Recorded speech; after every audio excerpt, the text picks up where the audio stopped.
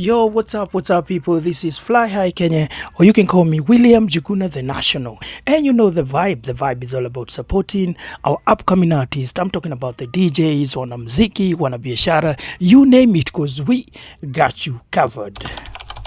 Eric Omondi amuokoa meneja wake wa zamani Isindu kutoka maisha ya mitaani. Eric Omondi ameonyesha tena moyo wake wa huruma kwa kumsaidia meneja wake wa zamani Isindu ambaye amekuwa akiishi mitaani kwa miaka kadhaa.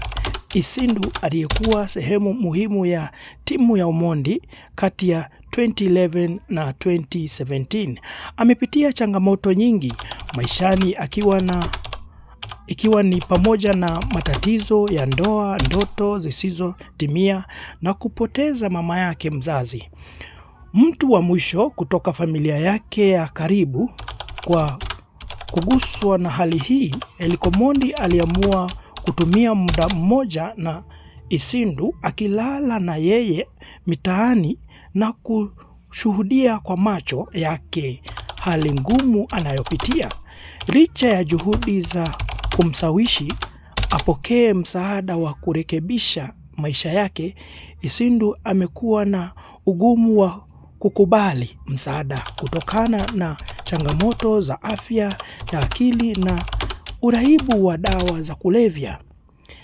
Eric Omondi anasisitiza kuwa tatizo la afya ya akili kwa mwanaume ni kubwa na wengi wanapitia magumu kimya bila msaada wowote.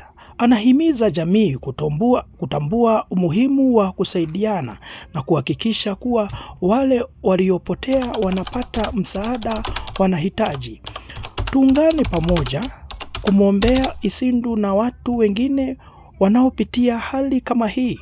Tunahitaji jamii yenye mshikamano, upendo na huruma. Je, maoni yako ni yapi?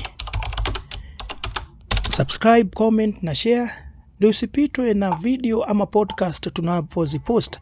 But kwa sasa, kwaheri.